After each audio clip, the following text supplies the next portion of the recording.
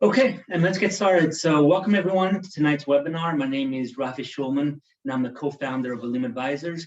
Joining me tonight is my partner, Laura Itzhaki, who started Olim Advisors with me back in 2016. So welcome.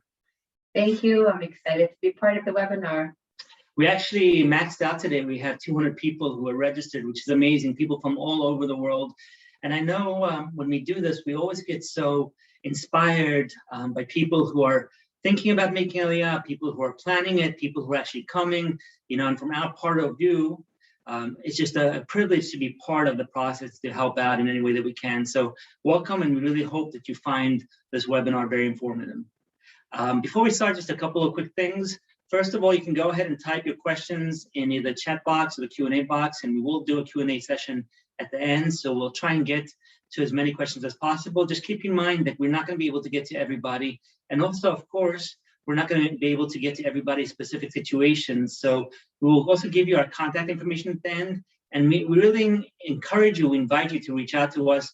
Let's schedule a one-on-one call. We can talk about your situation, figure out what you're worried about, what you need, and how we can help you.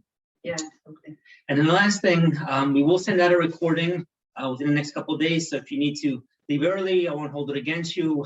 We'll send out an email with the link so you can watch it, and also forward it on to anybody else that you know. A lot of people unfortunately weren't able to make it tonight. So if you know anyone who's thinking about it, whether it's in the near future or down the road, forward the email to them. The more people we can help, the better. So I want to just start off, but just telling you a little bit about Olim Advisors and going back a little bit in time and explain to you why Laura and I started this back in 2016.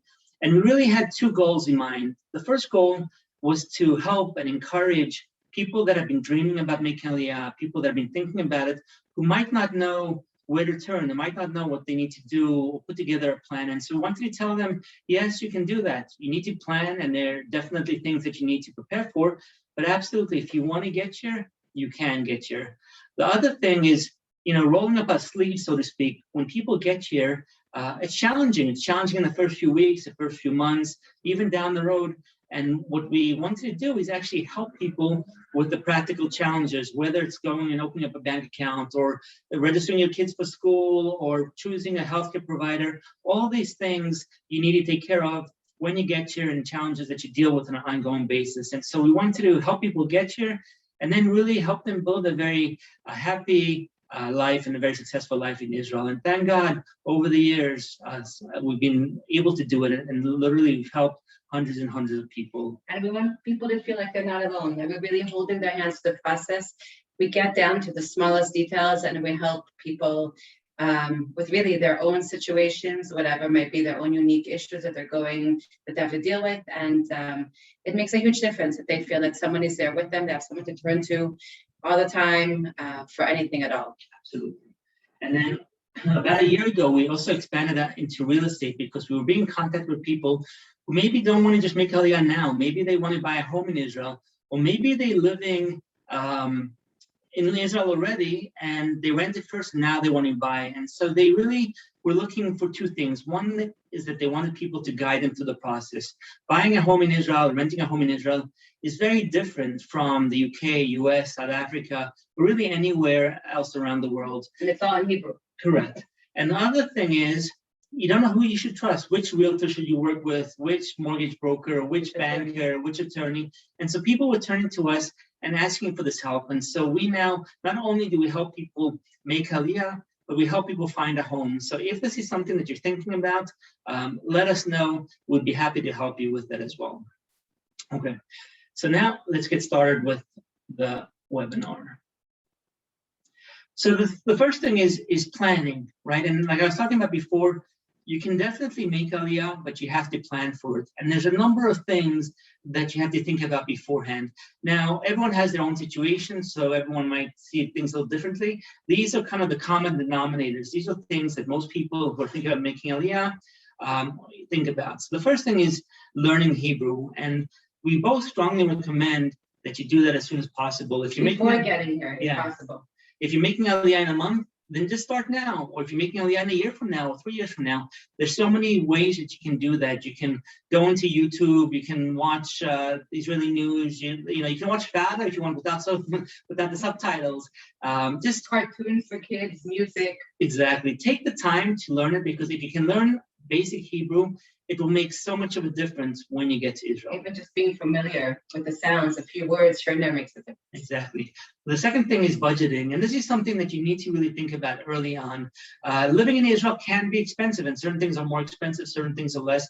And the last thing you want to do is get here and not be able to live a comfortable life financially. And so you need to start thinking about that, thinking about not just what your expenses are going to be, but also what your income is going to be. If you're retiring, is it a fixed income? If you're looking to work here, what the salaries look like. And so these are things we can definitely help you with, but you need to be able to make sure that you're prepared financially. That you understand what the expenses are going to be like, because everyone budgets. If you're going to budget where you're coming from, to understand what the expenses will be here and how you're going to budget for your life here in Israel. Exactly.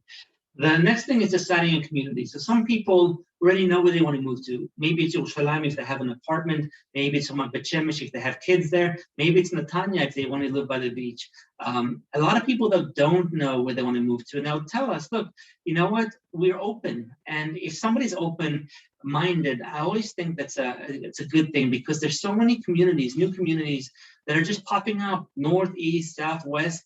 Some of them are amazing communities. It could be a moshav, a beautiful moshav up north, or maybe it's a new community down south.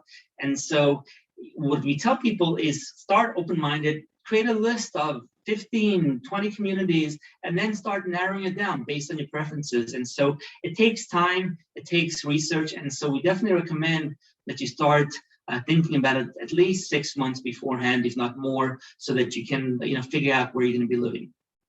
Now, for some people, if they're making Aliyah with kids, choosing the schools might be more important in the community. For example, if they're coming with older kids, there might only be 2 or 3 schools that are suitable for your kids. And if that's the case, then you might pick the school first and then find communities that are nearby.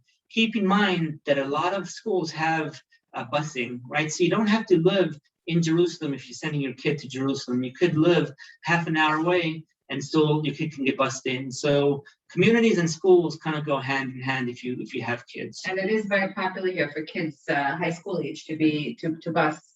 Kids here are very independent and do go from place to place. It is definitely an option. Right, absolutely. The next thing is selling your home, and it really depends on your timing, depends on your plan. Some people don't sell their home because they want to rent it out. But if you're looking to sell your home, then what you need to do is you need to start planning for it. Now, if you're coming in the summer, like a lot of Olim, then the peak season is the spring, and so you plan for that. But if you're coming in November, December, January, you want to start planning for that. You want to work with a realtor in the U.S. Who can help you kind of guide that process. Wherever you're coming from. Right. The next thing is networking for jobs. And so what you'll find is kind of a catch-22, because companies won't hire you. Most companies won't hire you until you're here. Right? But people sometimes won't come here until they have the job. And so what I tell people is that start networking before, go ahead and meet people, talk to people, look at opportunities, and you can line things up. If you're coming in December, you can start talking to people now and say, hey, I'm coming in December. Can we set up a time to meet? Look for those opportunities. And that's something that a lot of people don't realize they should be doing. And, it's such a big thing because so many people who are making Aliyah, really are relying on this job. And so this is one thing that you can do to really help you find something. One thing I want to add, maybe a positive thing that came with Corona, is that many people today can work virtually. I was with clients today that said 2 years ago, there was no way that they would have been able to make Aliyah, but because of Corona now, they can, work from here, American hours, work from 1 in the afternoon to 8 in the evening, whatever it may be, and keep their jobs. So that's something that opened up the opportunity to make Aliyah and keep your job or find a job before coming and work virtually. Absolutely. The next thing is shipping. So again, it depends on what your plans are shipping, what you plan to ship, and where you're moving to. But again, this is something that you want to start thinking about 3 to 4 months, maybe even a little further. And what we tell people is create 3 categories. The category of things that you definitely want to bring, category of things that you definitely don't want to bring, and then there's the maybes. And what you do is you reach out to different shipping companies, you get some quotes, and you start getting a sense of what you should bring and what you shouldn't bring. Now, in terms of timing, it also depends on you and your situation. I typically recommend that people ship their things so that they get you shortly after you arrive. But some people don't want to do that because they'd rather keep the things in the country where they're making Aliyah from until the very end, right? Or maybe they're moving into an Airbnb for a month or so, and so they want to ship their things later. And so these are things, just factors that you have to keep in mind. And you can also reach out to us. We have a shipping guide that we put together, and we can send it to you to get more information and companies that we recommend. Absolutely. Finding a home, again, is probably about 2 to 3 months beforehand. Once you pick the community, the reason that we say 2 to 3 months is because things go quickly, but especially apartments and houses that are priced right and are desirable areas, they will go pretty quickly. So if you're coming in, let's say August, you're not going to find much, or you'll find things in May, but by the time you make Aliyah, they'll be gone. Now, one thing to do is you could potentially rent it earlier. So in the example, if you're coming in August, and you find something that's available, say July 1st, you might say, you know what, we love this place. We'll pay an extra month rent for that just to keep it. And so, 2 to 3 months is really kind of a general time frame to start looking for. Yeah, I would recommend having someone on the ground. The rentals, finding a home is not easy. Many of the communities, there are a lot of Anglos, there's a lot of competition to find a home. So find a good realtor and we can help recommend someone and have them look for you.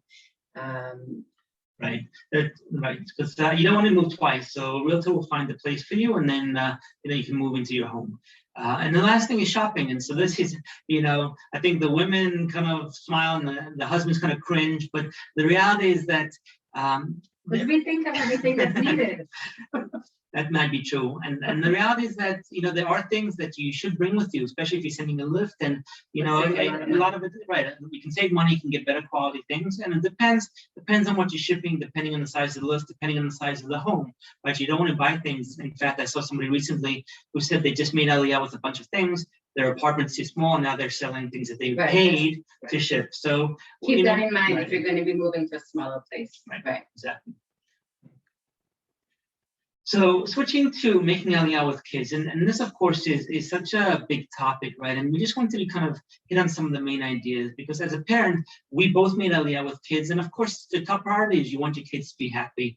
So the first thing is just a kind of a rule of thumb. The older the kids, the harder the Aliyah. Now, what's happened, and we've both seen it, is in the past, families, when they had kids around the age of 10, that was kind of the line where they may or may not come. Now we're seeing people coming with older kids. Much older kids. Yeah, and it's definitely doable. Again, you have to plan ahead, find the right schools, the right communities. But there are families that are coming with older kids, juniors, seniors, even, and there are ways to kind of put them into the education system and make sure they're successful. But if you do have the option of coming sooner when the kids are younger, just the acclimation is that much easier. We talked about learning Hebrew before you get here, and again, both for you and for the kids, of course, they'll get Ulpan in school, but if they can come with basic Hebrew, it just helps them socially, right? Not just academically, but socially as well. Level of education is important, but so is the happiness. And that's something that really opened up my eyes and my wife's eyes when we met Aliyah, is that you want the kids to succeed and you want them to do well and you want them to move on and be successful. But as important, if not more importantly, is the happiness. And it may be, especially in the first year, the schools so much focus on the well-being of the child. And now that we've been living here for a while, I know that is the right choice. Really, you want to focus on the kids' happiness, because if they're not happy, they're not going to do well in school. And so it's a big adjustment, and we'll talk about that in a moment. But focus on the kids' happiness, make sure that they're doing okay, and then year 2, year 3, focus more on the academics. And I just want to add quickly that it's very important to manage your expectations and understand the schooling here is very different than overseas. Shorter school days, the way they teach, bigger classrooms, and that's something that you need to prepare your kids for, and they need to understand that beforehand and make the best out of it. But definitely to have knowledge and to have understanding of what you're going into. Right. Find good tutors, and the best schools. So again, it's education. what you'll find is that sometimes there are great schools that are not in the neighborhood. And so it's just something, again, for you to be open-minded. You have to think about the social impact and academic impact of sending your kids elsewhere. But there are a ton of choices here. There's so many good schools. And so you just want to be aware of what's available and not just limit your choices to the neighborhood. The good tutors is really, once the kids are here and once they're starting to kind of get into the school and into the academics, you want to provide them with the support because they're not going to get it in the school. They'll get some, but it's not going to be enough. But you can use high school students. We've used many times older kids in the neighborhood that are not as expensive as a tutor that helped us. That's just another option, and tutors that are older. Yeah. But they definitely have the kids as well. Absolutely. You want to advocate for your kids, and this is so important because the classes are big, as Laura mentioned, and the reality is that the teacher, you have one teacher, you don't usually have an assistant, and so there's one teacher with 20 kids, 25 kids, 28 kids. That's a good situation. Right. 40 kids, sometimes 35 kids. And so things kind of fall through the cracks, and what we have found is if you reach out to the teacher, the principal, the guidance counselor, early on, introduce yourself, be involved in the process, do things in a professional way, in a courteous way, and that's important. You can't go and yell and scream and tell them how disappointed you are. You have to say, look, this is the situation, this is what's working, this is what's not working. Let's figure out how we can make things work. And it's very much a collaborative effort. So you need to make sure that you know what's going on in your class, and in your kids' class, that you're in touch with the teachers.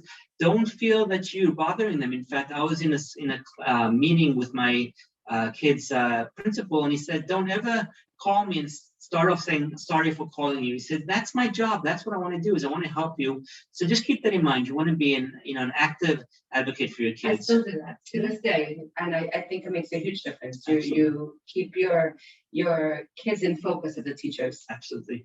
We talked about the extracurricular activities, again, because the school day ends early, as Laura mentioned.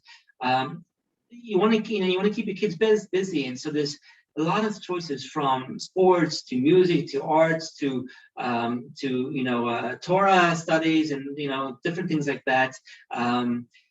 They can be expensive, so you'll need to kind of figure out, you want to put a budget together, but it's important because it'll keep them busy and socially. They'll way to meet kids. And then the bottom one is the most important, is to be positive. I see this all the time when we're with parents and they're positive about the Aliyah and positive about the schooling. The kids look at things in a positive light, whereas you have parents that might come and might right away say how different it is here and kind of look at the negative. The kids are going to look at it that way. So it's so important to be positive. Obviously there's challenges and there's difficulties. It's not to ignore things, but it is to see what's good and to see if there's things that we can improve together with the school system. Absolutely. So now we'll switch gears to healthcare. And this is just a very basic overview of the healthcare industry. And so starting from the base, from the bottom, you have the Kupat Cholim, the compulsory healthcare. This is something that everybody's eligible for, and we'll talk about it in a little bit more detail in a moment. But just to explain to you kind of the tiers. So you have the basic healthcare, and for many people that's sufficient. If you want additional coverage, you do have the option. Each kupa has additional coverage that you can opt in or you can pay for. And then kind of the top of the pyramid is if you want private healthcare for whatever reason, that is available as well. And I have to say that by and large, we've been very satisfied with the healthcare. People talk about the socialized medicine, and there are some drawbacks, but you don't pay a lot. Private doctors. Absolutely. So let's just get into a little bit of detail. So choosing a kupa. So there's 4 kupat cholim there.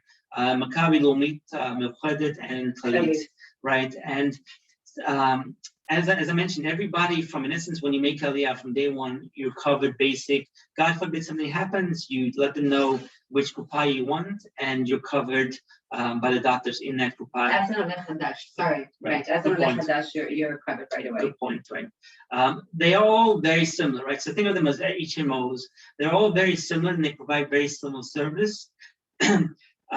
But they sometimes have different doctors in different areas. So if you're moving to Ra'anana, or if you're moving to Ashkelon, or if you're moving to Nahariya, not all kupot will have the same doctors, the same number of English-speaking doctors or French-speaking or German-speaking, whatever language you're looking for. And so that's typically how people choose a kupa, is they'll talk to their friends and they'll talk to their contacts in that geographic exactly, location. in the city. Right. And in the neighborhood. So if you move to Jerusalem, Jerusalem's a big city, you should talk to people in that area, right? And as I mentioned, they all have the 3 levels of insurance. And there's a basket that includes the medicine and treatments that are covered. So you can look at each one. Now, if you need a specific medicine, you want to make sure that it's covered, and maybe not that specific medicine, maybe the generic version of it. But, that's a little bit of the research that you need to do beforehand, so that when you get here, you know which one you want to go with. Now you can change them. You're not locked into it forever. So I think you can change them 4 times a year. Yeah, I think even 6 times a year. You can change almost every 2 months from one to the other. It's not such a simple process, but you definitely can. And another thing is you can have different family members be in different kupot. It's not necessarily advisable, but if for some reason one person in the family needs a special doctor and that's in a different kupa than what you'd like to be, one person can be in one and the other's in another. It's not you don't have to all be in the same of one of the 4 options. Exactly. So that's the basic level. Now the private insurance, which is kind of the top tier of the pyramid, you need to be a citizen. Things that are not covered in the basket, medicine that's not covered in the basket, this is where you could pay for private insurance and have that subsidized. Overseas surgeries, transplants, for some people, that's important. They want to come back to the States or UK or wherever they're from, or they want to take medical care elsewhere. So this is something that will cover that. And as you can imagine, that can become very expensive. So that's an important part of that. Keep in mind that a lot of these programs, both the private insurance and kind of the supplemental insurance, have waiting periods. So if you need a surgery or something, you can't just sign up today necessarily and then do the surgery tomorrow. So you have to just be aware of that and check with the kupa if there's a waiting period on what it might be before you're eligible to be covered by that. And just to explain the difference, that the kupa, the national health care, is available to anyone and everyone. Doesn't matter what age, doesn't matter if you have pre-existing conditions. The private insurance is private companies. It's totally private, and not all of us are eligible, depending on our age, depending on if we have pre-existing conditions. You have to fill out a questionnaire, and it's not assumed that you would get that. So it's just something to look at. And the prices for the private insurance can be expensive, whereas the kupa, the national health care, is very, very affordable. Right. It depends. The kind of quote that I put you, the 300 shekel per family, it depends on what you're opting in for and how many people. Right, and depends what it covers. Correct, exactly. It can get much more expensive. Right, now. Correct. Okay. So now talking about retiring in Israel, and I put here a picture of our dear friends from New Jersey that made Aliyah, Gary and Rose Charlotte, who, whenever I do webinars about retiring, they come on board, and they're like the poster people for living in Israel and living happily, and it's just amazing. They made Aliyah, and I think Rose was in the 60s, Gary was in the 70s, and just happy as can be, really thriving in Israel. And so, come earlier. Yeah, right. That's the one thing they complain about. And so I want to just talk about some of the things that you need to think about. Again, it's planning, right? So the first thing is cost of living, like we talked about before. If you're coming on a fixed income, you have to think about it. If you want to buy a home here, look at the cost of the homes, your real estate.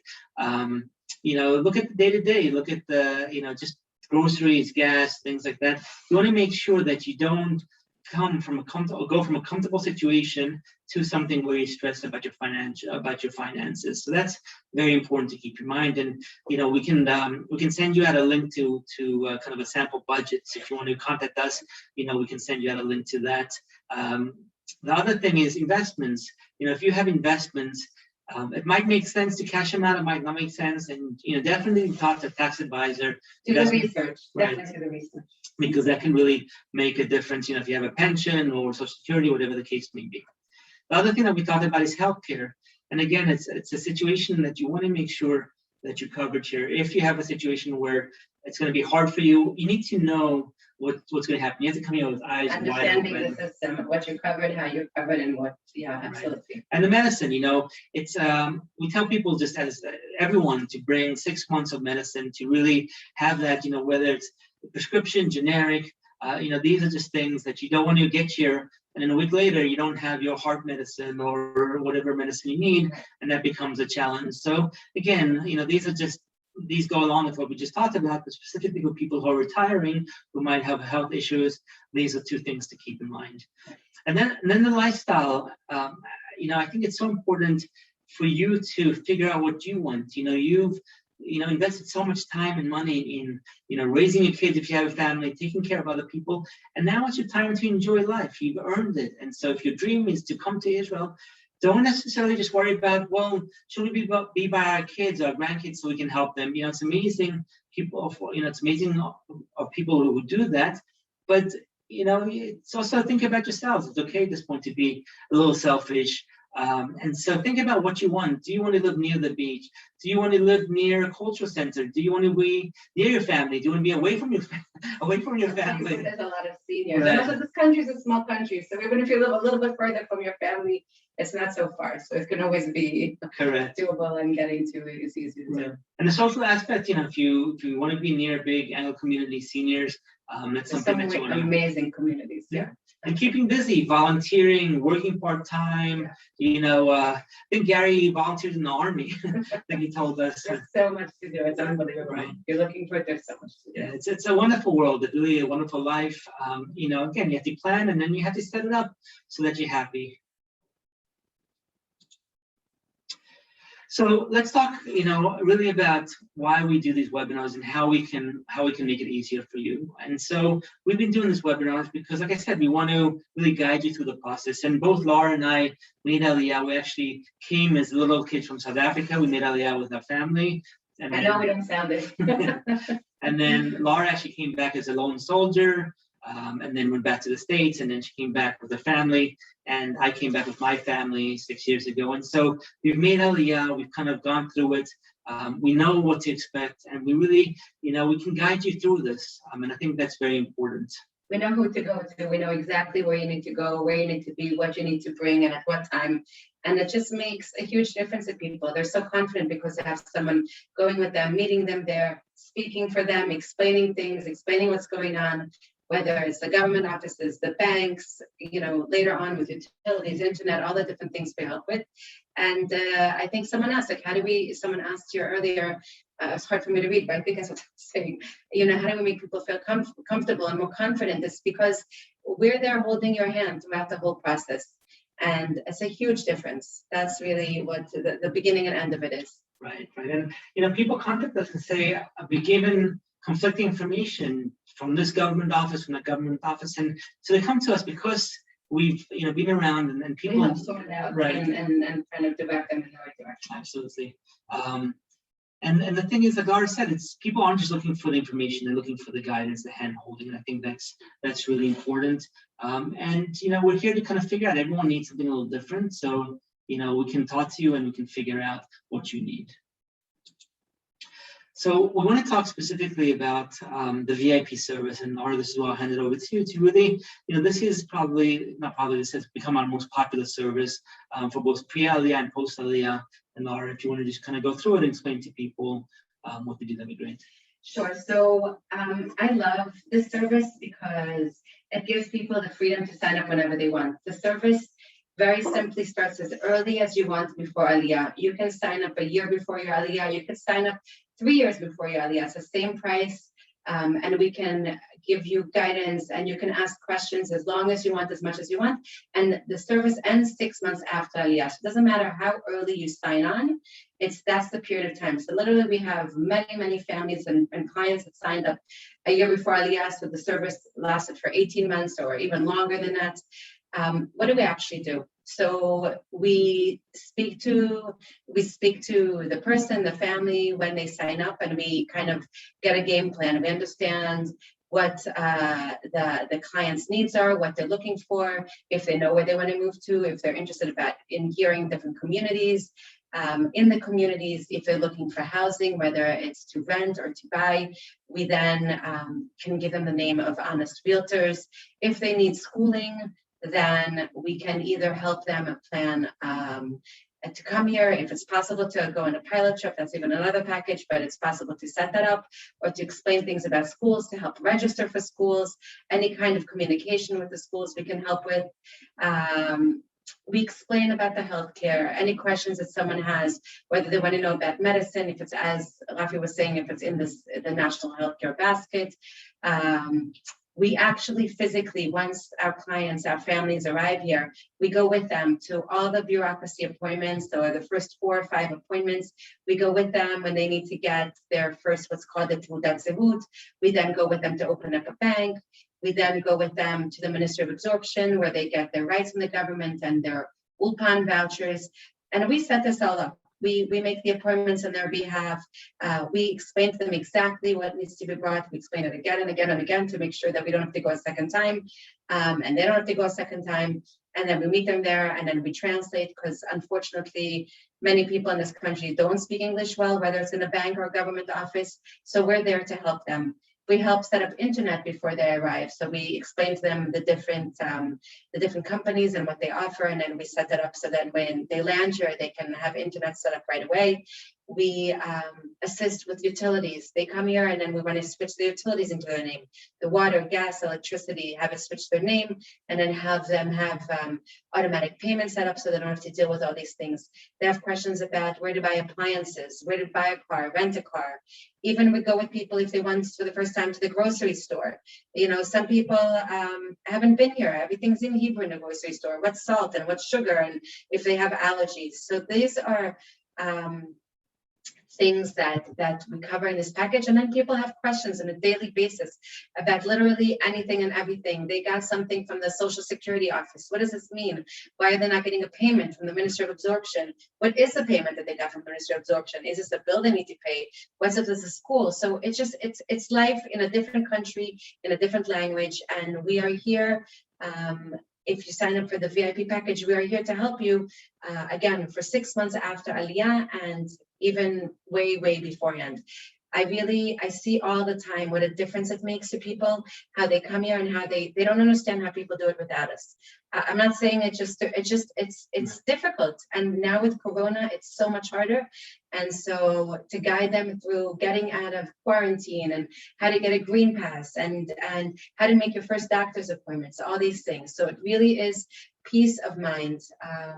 And we even have another package that extends not 6 months after Aliyah, but a year after Aliyah, and includes a pilot trip. So that's just something to ask. It's just opening now because we're hoping that pilot trips will be available this winter.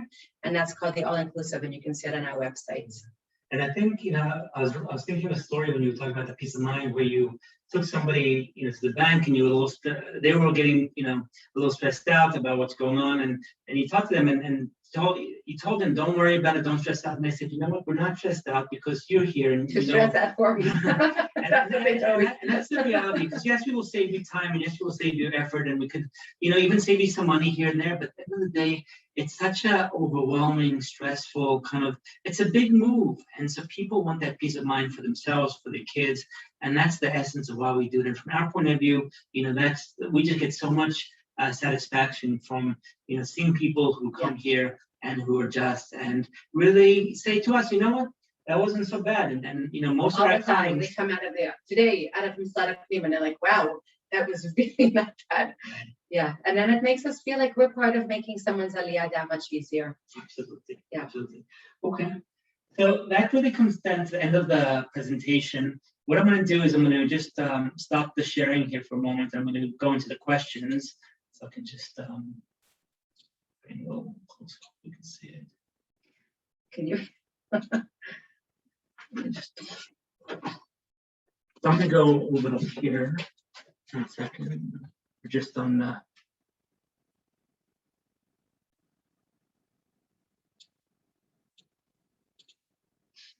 I think we need glasses. I'm going to go to Secular, and I'll read it to you. Okay. And then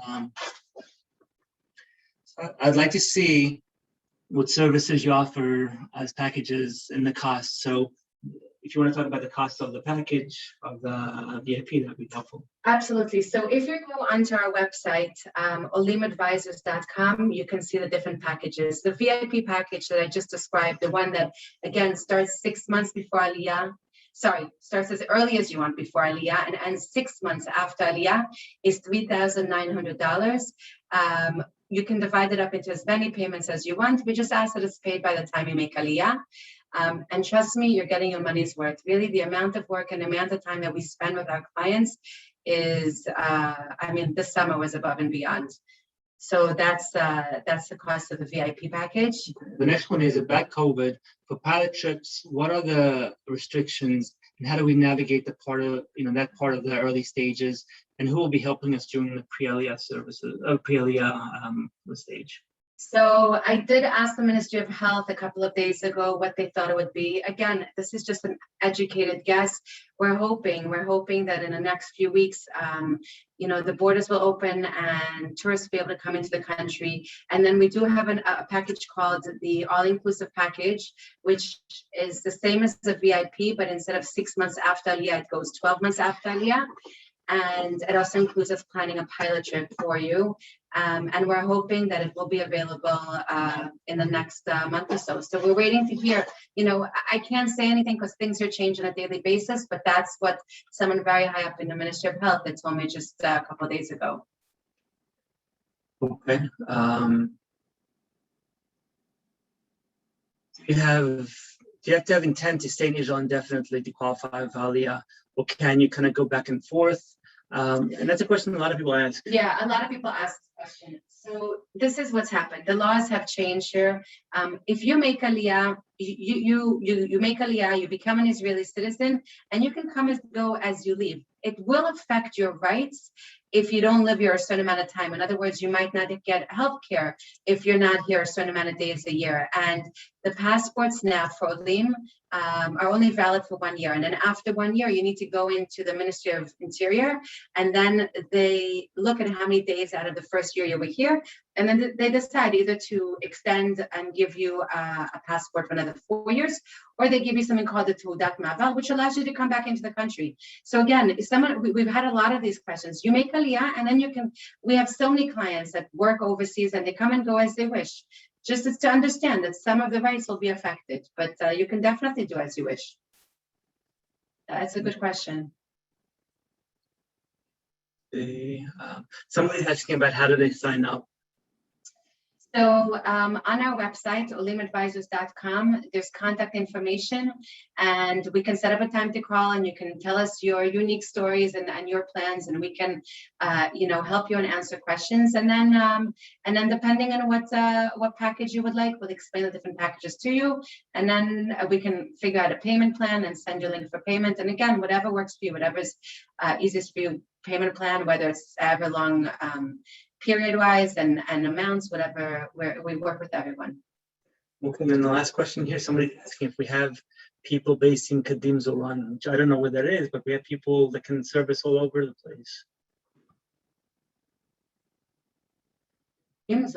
Wow, you stumped me. I've lived in many places in Israel. I've never heard of Kadima. I apologize. I'm not sure where that is. I can say that we've had clients from Haifa, Nahariya, Be'er Sheva, Jerusalem, Tel Aviv, Netanya, Ramat Gan, Petach Tikva, Givatayim, Efrat, what have I missed? Modi'in. We really have we have clients in many, many places, but I apologize, I haven't heard of this place. So reach out to us and we can speak for sure. I have a question here for somebody who's thinking about coming on an A1 visa, and how does that affect our service? Or can we help them? Good question. I'm actually just dealing with someone that needs an A1 visa right now. In order to get an A1 visas were not permitted for quite a while now because of COVID. Now it is an option. A1 visa is just, for those who don't know, it's almost like you're coming here and you're thinking about making Aliyah, but you're not making a commitment to make Aliyah. So you've got a trial period. I believe it's up until 5 years. I would have to double check that. You do need to have the same documents as you would need for making Aliyah. So you do have to go through that process and be in touch with the Jewish agency. And we can help you with the process. We can definitely help you with the process. You would get a type of Teudat Zehut, an ID card when you get your A1 visa. Hi to someone from South Africa. So somebody's talking about coming here. They're older. They're, I guess, and they're looking for, they don't have professional skills necessarily, learn languages. And so, what are the options, or, what are your thoughts in coming here for somebody in that situation?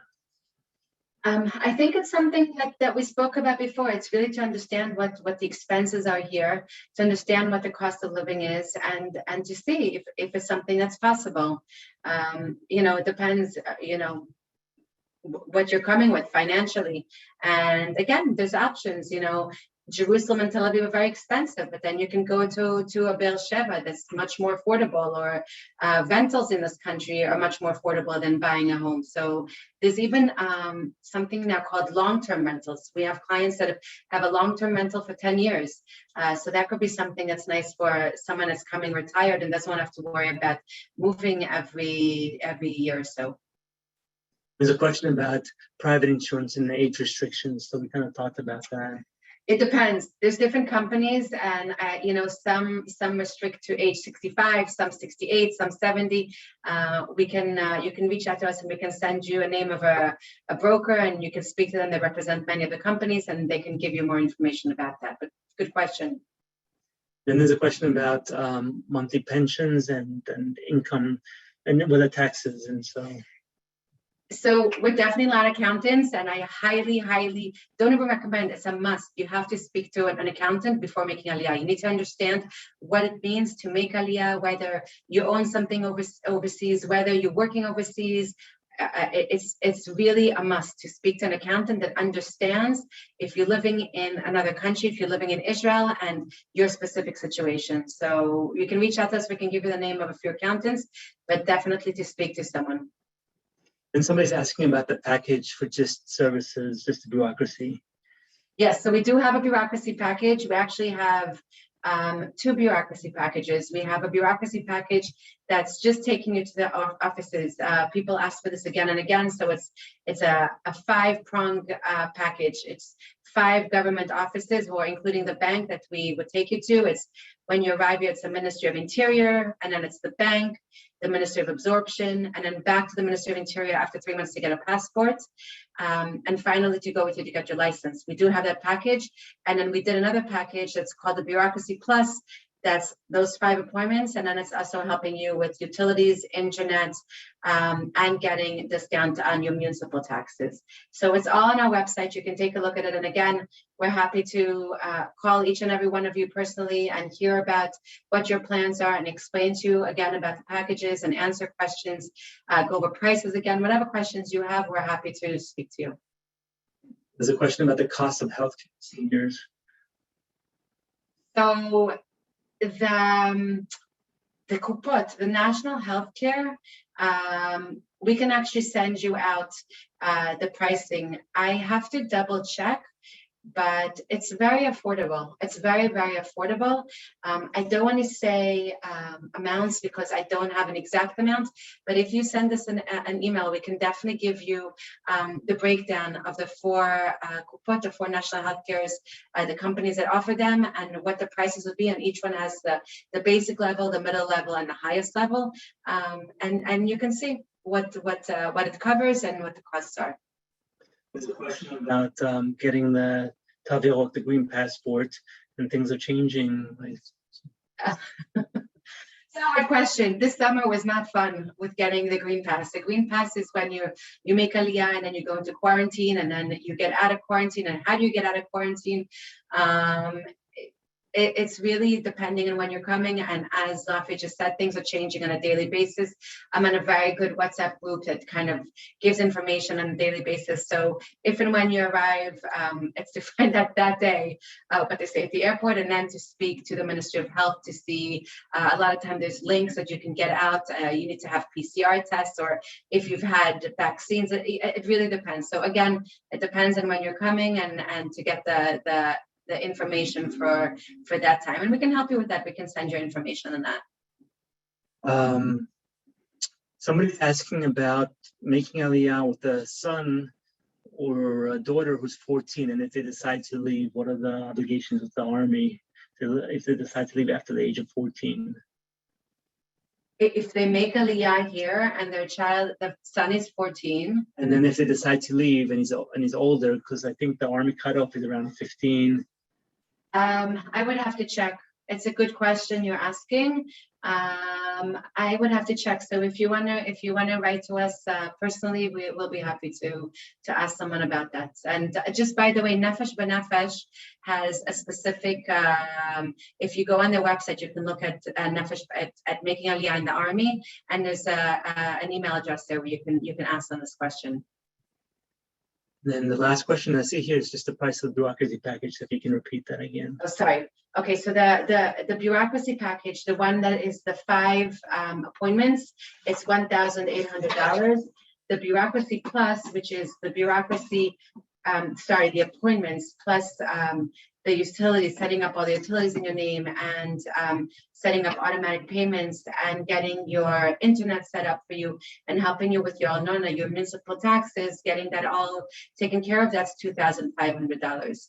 So again, the bureaucracy is $1,800. The bureaucracy plus, and all the packages on our website, the bureaucracy plus is $2,500. The VIP is $3,900. And if you want the all-inclusive, the one that's starts whenever before Aliyah, includes a pilot trip and ends 12 months after Aliyah, it's $5,900.